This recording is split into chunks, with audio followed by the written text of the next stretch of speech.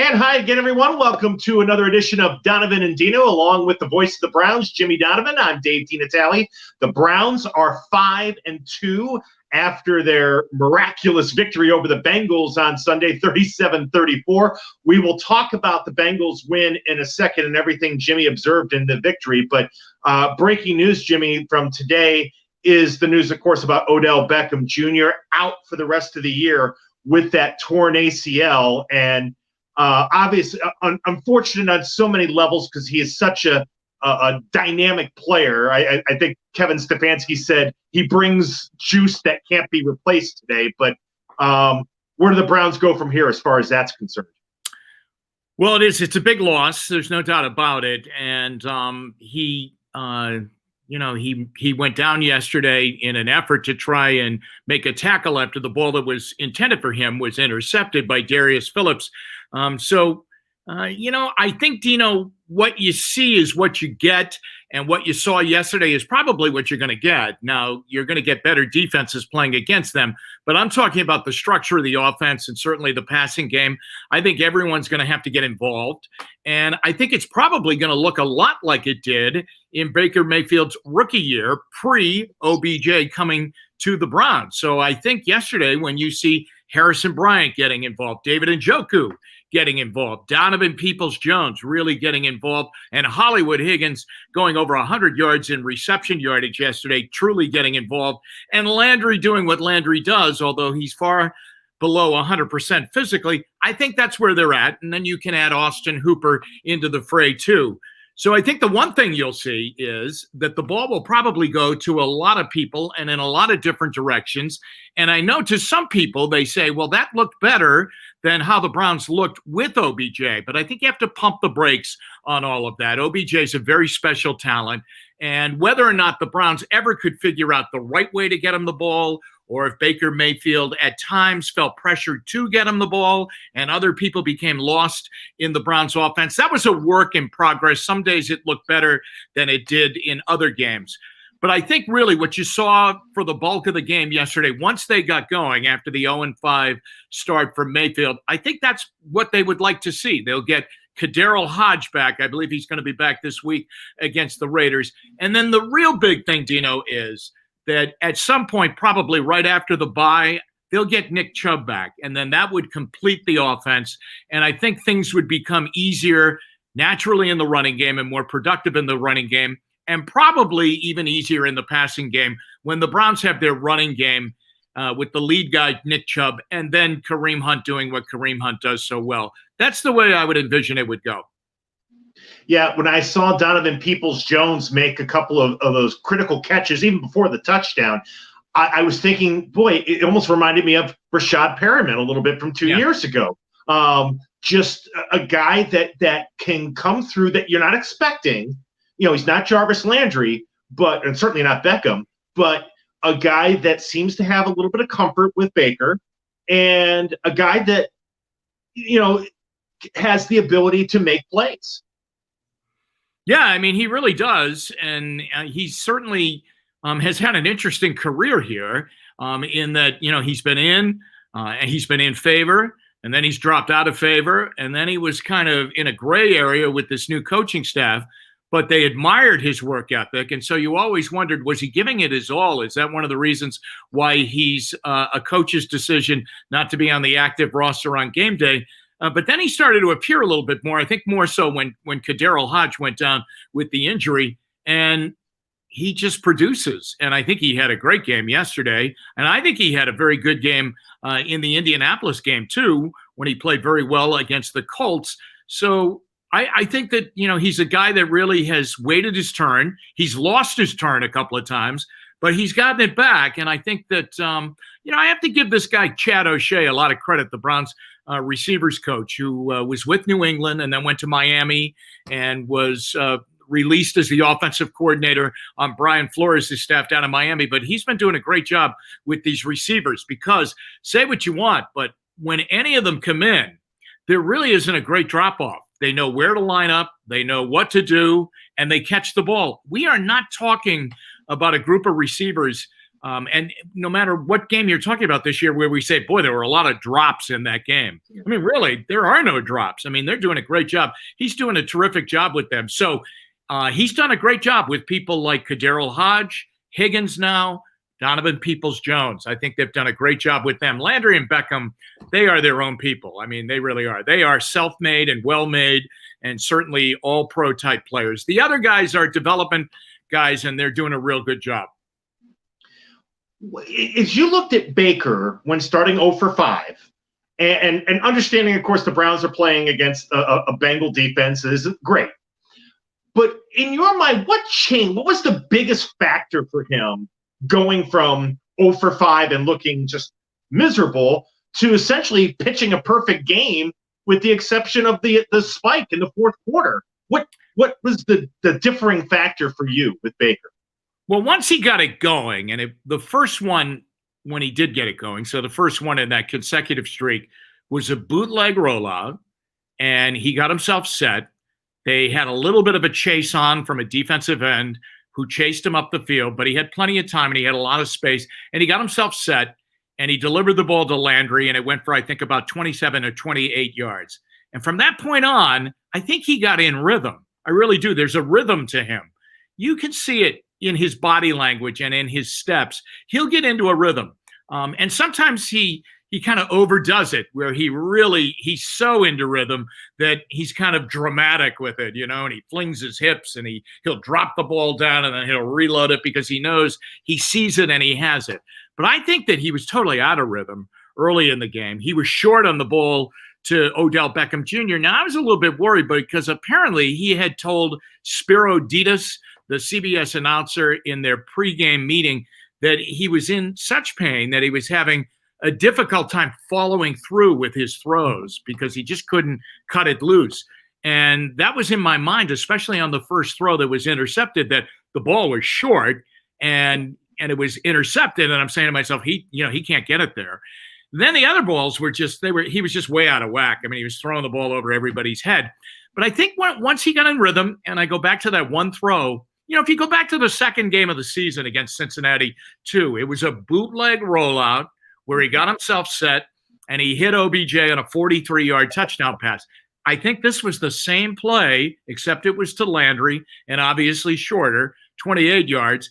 And I think that kind of thing gets him going a little bit. Once he gets set, probably any quarterback is the same way. Then I think good things happen to him in the passing game. By the end, I mean, he should have put on his Oklahoma Sooner uniform because that's the way he looked in college. I mean, he was so accurate and he was just dominant. He really was. It was good for him to see, and I know it was good for his mind. It really was. Yeah, I think after the game, when you did Jimmy's Take last night, I mean, you referred to it like it was like the Browns when they beat the Cowboys a few weeks ago. That was a signature win. Yeah, that was a signature performance by Baker. I think is almost. If you look at it from that perspective, it was the win that could kind of get him rolling, right?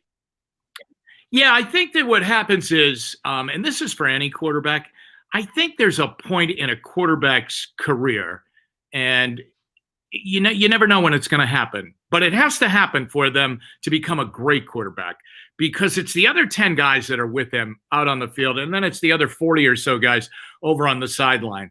They have to believe that when it's last drive time and you have to score, no matter what the time element is, no matter what the timeout situation is, you have to be able to go into that huddle, and those 10 guys have to believe you're going to be able to do it and go down the field. Doug Deacon used to tell me, and still does, that during the Cardiac Kid run that year, Brian Sipe would be the calmest guy at Old Cleveland Stadium when the Browns were down to that last drive, which it seemed like in that year, that was every Sunday. And he would come in and say, hey, listen, just give me 1/2 beat longer and we should be okay.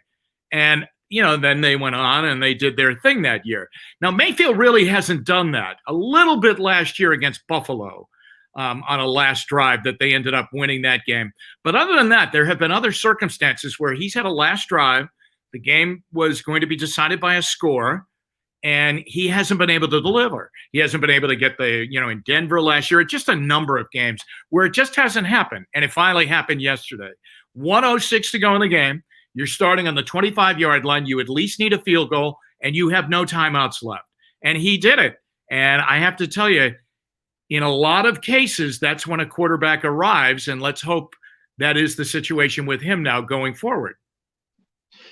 As we look at the Browns on the flip side on the defense, Myles Garrett was great again. They had the 2 sacks, including the strip sack. I thought Denzel Ward was outstanding. I don't know if there's any fix between now and the trade deadline. Maybe they can find a safety or find something to help. But this is their defense from here on in. They can't be allowing 30 points a game week in and week out and expecting the offense to bail them out. No, you're probably right. I don't think the mathematics there is good for them. Dino, you can fix a lot in one off season, but you can't fix everything. I would lay that theme out to you. I think they fixed a lot offensively last off season. New right tackle, drafted a left tackle, brought in a mature backup quarterback, brought a fullback in, did a lot of good. That got a tight end, then drafted another tight end. So, and then drafted Donovan Peoples-Jones in the 6th round. That's a heavy load, but it's over on one side of the ball too. I think that obviously, I think we all know where they're going to go now in this upcoming offseason. They may go just exclusively defense, but certainly in their first moves, whether it be in free agency or in the draft, they're going to have to go defense and they need some help. Keep in mind, though, that it would look better if Greedy Williams was playing at the corner position, and if the kid Grant Delpit hadn't ruptured his Achilles tendon at the safety spot. It really would look better, but that's the law of football. That's the way it goes, and you have to move on. I think they like Ronnie Harrison a lot, and I think he's going to be a really good player. He's a little bit too in and out for me, and I think that's their decision. They are really stuck on rotating through players and getting players a series off here and a series off there. And, with the way those safeties are playing and, sometimes better said how they're not playing, it would be better to have your best safeties in there and have them just suck it up.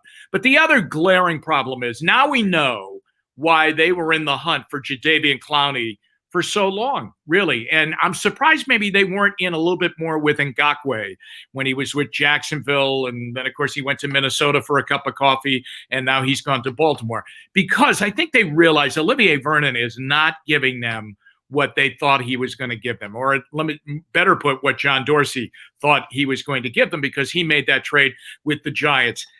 Dino, as great as Garrett is, he's got 3 people normally he's got to go through, always 2, and sometimes a cheater. And by a cheater, I mean a chipper that's going to nail him on the way through. And he still gets there a lot and makes incredible plays.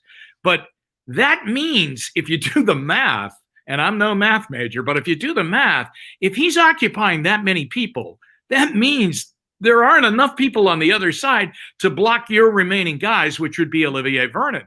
And so that's the big disappointment, that they have not found that second pass rusher on the other side of Garrett. It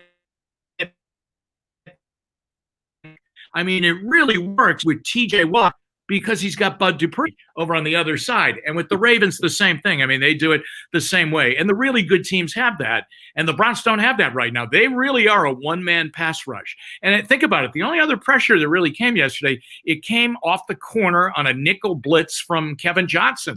Kevin Johnson is a wisp of a guy, and he's just trying to get in there on speed. Other than that, it's really pretty barren. So I think that, the defense right now, you're right. When you say this is the way they're going to have to go with it, you really can't do many things dramatically. And I don't know if they'll do something in the trade market as far as that's concerned. I really don't know what's out there for them or what they can do. Some people say they should go get Clay Matthews, and I guess he's the 3rd, not Junior. Get Clay Matthews to come in because he's unsigned. I don't know, Dino, but they need some help for Garrett, or they need Vernon to get going. Yeah, big time. The Browns will go into the bye after this Sunday. They'll be home to face the Las Vegas Raiders. I'm still getting used to saying that. This is going to be an interesting challenge. Watching the Raiders a little bit yesterday. 3-3, but they have weapons and they have guys that can beat you, and they have John Gruden. So they know how to finish games, and they know how to play strong. So this will be a good challenge for them at home. Oh, yeah, I think so. I really do. It's good to have Baker Mayfield going into the game against the Raiders off the game he had in Cincinnati. It is far better than I think what the scenario was this past week, him coming off that bad game in Pittsburgh and a painful game physically for him in Pittsburgh and going on the road and taking on Cincinnati and Joe Burrow. I really do. I think that had a lot of red flags around it going into the game yesterday at Paul Brown Stadium. So he should go in, and he should be, brimming with confidence that he played very, very well in that game. 5 touchdown passes and the consecutive streak of completions, and just the way he managed the game. I mean, he was exceptional yesterday. He really was. He was the guy you picked number 1 overall. Now they need him to build on that. So if we have been waiting for that kind of game, the payoff is now that he'll get on a roll. And when he gets on a roll, then I think really, even with the absence of OBJ, which is going to be permanent now for the remainder of the year, I think Baker knows enough and has enough talent that if he gets on an accuracy streak, then I think basically he can get the ball to the right people. Sometimes there's a great pressure when you have a guy like OBJ on your offense. And it's not that it's drilled into you. You got to get the ball. You got to get the ball to him. It's the fact that he's out there and you're saying, gosh, that's OBJ. I got to get the ball to him. I remember Brian Hoyer telling me a story that the year that the Browns were really pretty competitive under Mike Pettin, and they were rolling, and at one point they're like 7-4, and it looks like they might make the playoffs, and Josh Gordon came back to the team. And Brian Hoyer had a really nice thing going. I mean, he had a good thing going, with Gary Barnidge and with Miles Austin and with Taylor Gabriel and those kind of people, right? They were doing a lot of good things in the passing game. And they weren't big-name players, but it was very, very workable. And, of course, Kyle Shanahan had that running game going. But once Gordon came back in, it wasn't beaten into Brian's brain. You got to make sure you throw the ball to Gordon. But it was just a natural thing that Gordon was out there that he started trying to push the ball to Gordon. And I wonder sometimes if that's what happened here in regards with OBJ. It's just a natural thing that if you have a guy like that, you're going to say, hey, I got to get him the ball, Yeah. The last thing, just thinking about that, you talked about Mayfield a second ago. The Browns have had, since 2017, 18, 19, and 20, 4 years of drafts, and they've gotten first-round picks, except for 2019 when they traded it to get Beckham. But, you think about the first-round picks, Jimmy, the number, even the number 1 picks, Garrett, Mayfield, Ward, and Wills. Garrett, Mayfield, and Ward were all spectacular yesterday. And you know what? When we're not calling people getting a sack off of Baker Mayfield's left side, that tells me the left tackle is doing a good job. And Kareem Hunt ran the football well. That's nice to see, because we've gone through so many years where first-round draft picks do not perform for the Cleveland Browns, and it's nice to see that guys that you are putting your hopes on and saying, these are the guys that are going to carry us, that you're drafting and you're wanting to make them permanent fixtures, are playing well, no matter who's in charge, no matter who's the coach or who's the general manager. Yeah, no doubt. And certainly when you're picking as high as the Browns have in those years that you're talking about, even this past year, a number 10 pick, you're in the top 10. You should be able to nail the pick. And it looks as though they have been able to do that with Jedrick Wills. He's the story like the baseball game. If you don't know the name of the home plate umpire, it probably means he called a very, very good game. If you don't know the name of the left tackle and you're not hearing his name over the referee's microphone all afternoon, it probably means that he played a good game. So I think Wills has been playing some pretty good games, because I'm not hearing his name too much. But you're right. They've hit on some picks, and I think they've also hit on some other picks too.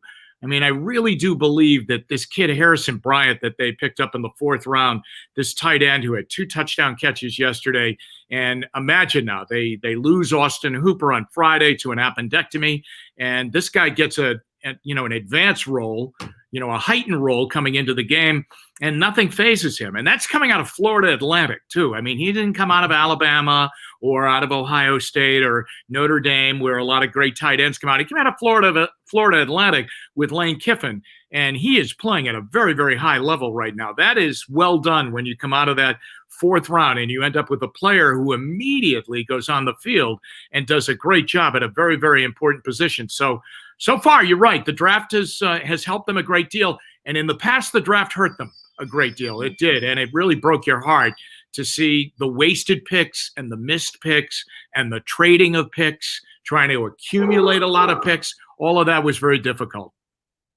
The Donovan dogs need their doggy daddy to go help them. So, Jimmy, we will let you go. We'll look forward to seeing you later on this evening and on all of our shows on What's New, What Matters Most, Front Row and Company. And thanks as always for doing this, my friend. All right. Well, for Hank and Mabel and me, have a good day, everybody. Thanks for watching Donovan and Dino, everyone.